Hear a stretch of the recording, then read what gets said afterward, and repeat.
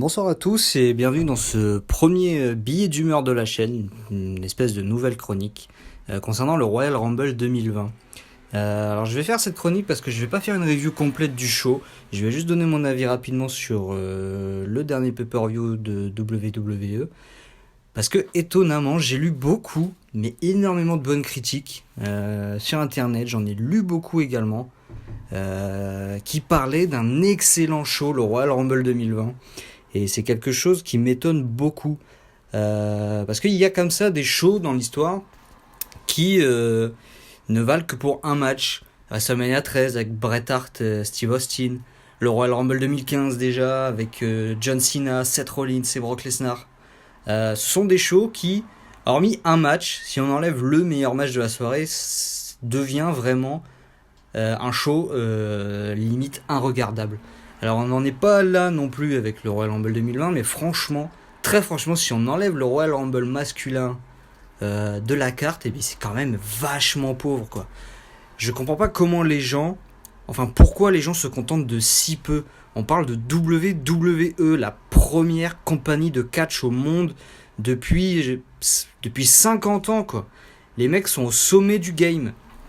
Et je comprends pas comment on peut dire qu'un show aussi moyen, parce qu'il était moyen, est un show d'une aussi bonne qualité. Baron Corbin contre Roman Reigns, dans un Falls Count Anywhere match dans 21 minutes, c'est pas possible. Aucune grande compagnie au monde ne bookerait Baron Corbin au-delà de la mid-card. C'est quand même déjà signe qu'il y a un problème. Et aucune compagnie ne bookerait Baron Corbin dans un match de 21 minutes. Le mec a pas de cardio.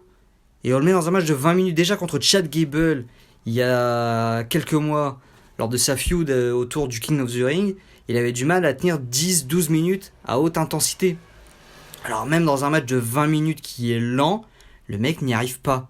C'est pas possible de booker Baron Corbin de manière aussi forte, de manière aussi on va vous le mettre dans la gorge et vous allez faire avec. C'est pas possible quoi. C'est vraiment signe que WWE a un problème très très ancré quoi. Baron Corbin c'est vraiment plus possible.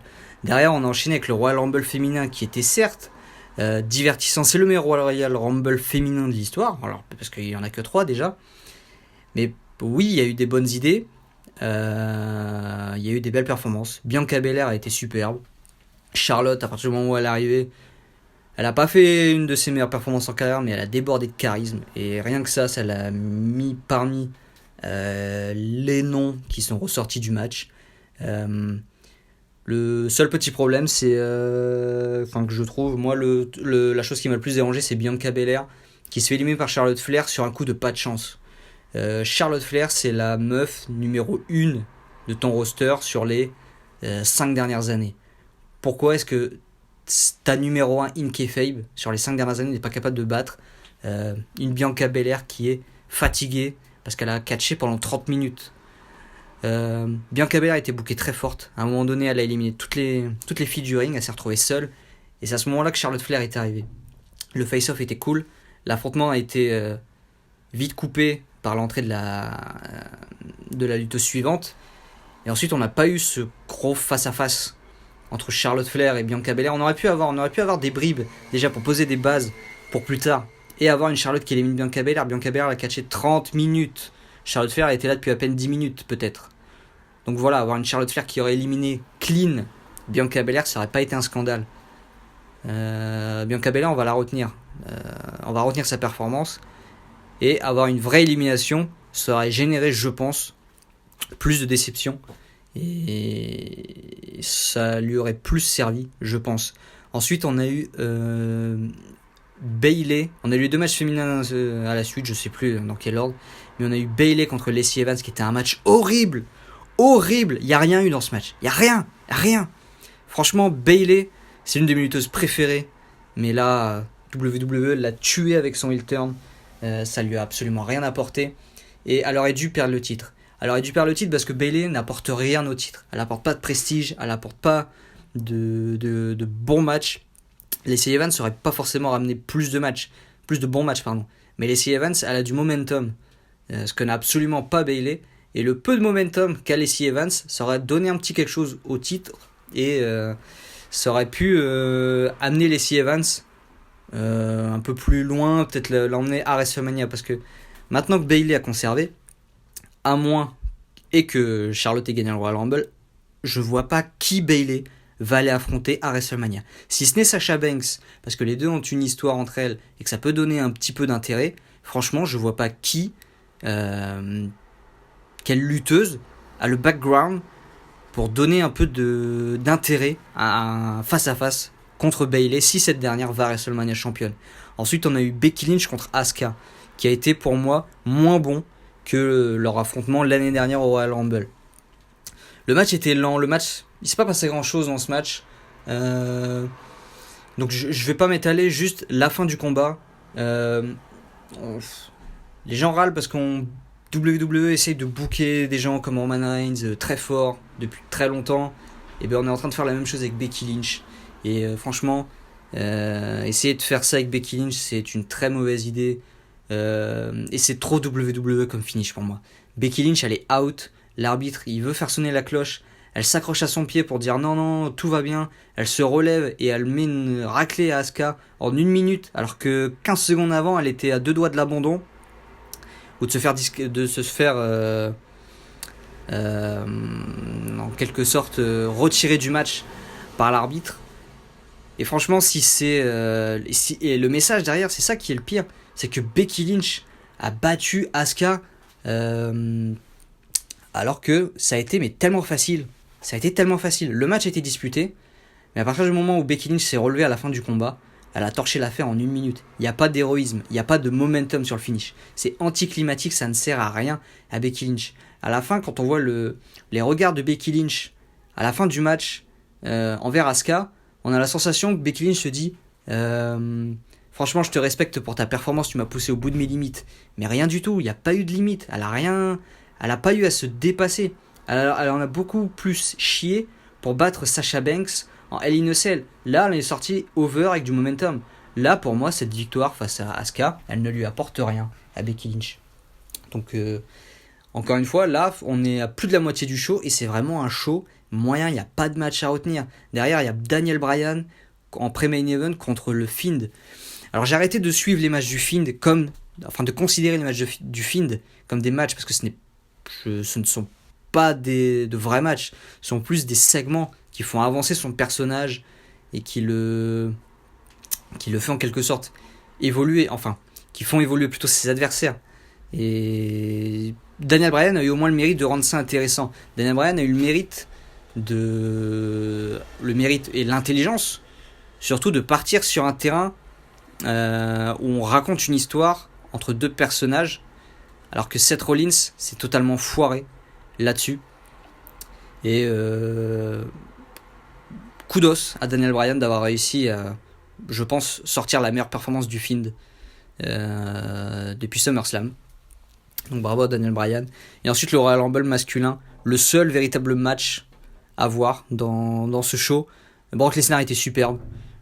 J'ai lu 1 ou 2 critiques et franchement je comprends pas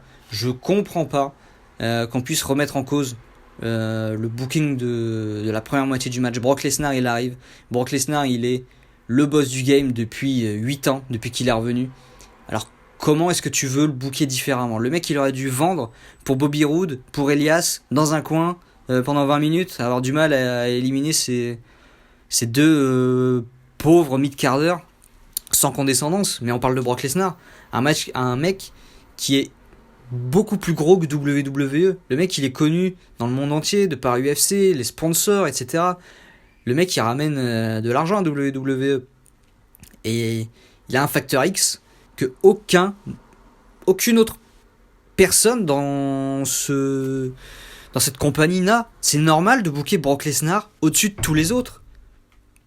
Tu ne peux pas faire de Brock Lesnar un lutteur lambda. C'est normal d'avoir un Brock Lesnar supérieur aux autres, dominant, fort. Et c'est exactement ce qui s'est passé. Il a littéralement dominé tout le monde. John Morrison y est passé. Le spot de John Morrison était superbe, il était incroyable. Juste ce spot-là, tu comprends que Brock Lesnar, il est au-dessus, mais de tout le monde. Quelqu'un qui ne connaît pas le catch, qui regarde ce show, il voit que Brock Lesnar, il arrive en 1, Il élimine le deuxième, il élimine le troisième, il élimine le quatrième. Il fait ah, ce mec-là, il a du momentum et tout. C'est bien, il commence bien le match, il fait une bonne performance et tout. Et quand tu vois John Morrison, tu fais ah, ok, ce gars-là, il est vraiment inarrêtable. Et tout était bien écrit, je trouve. L'association Kofi Kingston, Rey Mysterio, ensuite Biggie. Alors ça a peut-être été un petit peu court, un petit peu facile de les éliminer tous de cette manière ensuite. Mais sinon c'était plutôt cool. Shelton Benjamin, je pense qu'on est passé à côté d'un petit truc qui aurait pu être sympa. Genre Brock Lesnar se repose. Shelton Benjamin fait le ménage pour lui, ou en tout cas un lutteur. Et puis à un moment donné, Brock Lesnar peut décider de l'éliminer une fois qu'il a récupéré assez de force. Et puis comme ça, il repart à la bataille et puis il peut continuer. Je pense qu'on aurait pu avoir une ou deux petites choses comme ça en plus. Comme je l'ai dit sur une réaction sur le Discord de la chaîne du Fatal 4-Way également, je pense que son élimination aurait dû être un peu plus clean. Drew McIntyre, je pense qu'il a la légitimité pour éliminer Brock Lesnar. Un Brock Lesnar fatigué. Très fatigué même. Le coup bas de Ricochet était dispensable pour moi. Après la victoire de... Ensuite on a eu un trou un peu dans ce match jusqu'au dernier quart d'heure. Drew McIntyre était bien booké. Il a été booké fort, sans en faire trop. Il n'est pas passé pour un Superman, bien qu'il ait été très impressionnant. Et jusqu'à la fin c'était bien. Le retour de Edge était cool également. Le seul truc, enfin les deux seules choses qui me laissent un peu... Enfin, il y a deux choses qui me dérangent au niveau de Edge. La première, c'était dans le Royal Rumble match. Il a eu exactement le même booking que sa femme, une heure avant. C'est-à-dire, il s'associe avec quelqu'un, à savoir Randy Orton pour lui, Natalia pour sa femme. Ensuite, il va trahir son partenaire et puis il va finir par se faire éliminer alors qu'il avait l'avantage sur son adversaire. C'est un peu dommage, un peu une facilité scénaristique qui m'a un peu dérangé. Je pense qu'on aurait pu faire largement autrement, même si c'était cool l'association avec Randy Orton. Je pense qu'on aurait pu mieux finir. Et puis des idées neuves. Enfin, Seth Rollins qui arrive avec toute sa clique pour faire le ménage. Malheureusement, l'idée est bonne, l'exécution un peu moins, parce que cet avantage qu'il a, à savoir à 4 contre 1, n'a pas été assez décisif pour moi. Il a viré un ou deux lutteurs comme ça, je me souviens d'Aleister Black, il y en a sûrement un ou deux autres. Mais ensuite, trop rapidement, il se retrouvait scellé de sa meute et il se fait éjecter. La victoire de Drew McIntyre est une bonne décision, logique. Je pense qu'il aurait dû gagner déjà le Royal Rumble l'année dernière. Même si l'année dernière j'étais content que Seth Rollins gagne parce que c'est l'un de mes lutteurs préférés chez WWE. Même s'il a passé une mauvaise année 2019. Mais je pense vraiment que Drew McIntyre aurait dû gagner l'année dernière. Cette année il gagne. C'était dispensable étant donné que c'est lui qui a été choisi pour être celui qui allait éliminer Brock Lesnar. Donc voilà. Malheureusement les routes vers WrestleMania semblent un peu écrites. J'espère me tromper, mais je pense qu'on se dirige vers un Charlotte Becky Lynch à WrestleMania. Donc belle affiche en tout cas. Je pense qu'on se dirige vers un Bayley Sasha Banks, même si a priori elle est blessée. C'est pas un match qui va m'emballer à cause de Bayley, à cause de l'utilisation de Bayley. Brock Lesnar, Drew McIntyre, je suis intéressé par ce match. Et malheureusement, Roman Reigns vers le film devient de plus en plus probable. Voilà, je suis pas extrêmement convaincu par le Fiend en termes de qualité, de valeur ajoutée dans un show.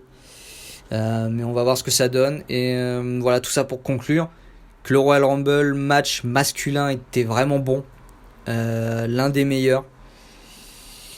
J'irai pas jusqu'à dire que c'est le meilleur, faudrait que je revoie d'autres Rumble, mais en tout cas le reste de la carte est passé de moyen plus, à savoir le Rumble féminin à dud.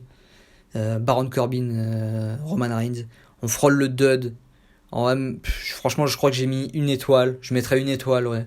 À Bayley contre Evans, c'était nul. Asuka, Becky Lynch, j'ai mis 3 au match de l'année dernière qui étaient vraiment pas mal, mais qui auraient pu aller plus loin Si elles avaient été un peu plus ambitieuses, là c'était moins bien. Donc c'est en dessous de 3 pour moi. Et le film de Daniel Bryan qui fait plus office de segment. Donc voilà, c'est vraiment un show qui était moyen, je trouve. Qui finit bien, mais quand même moyen. Voilà, donc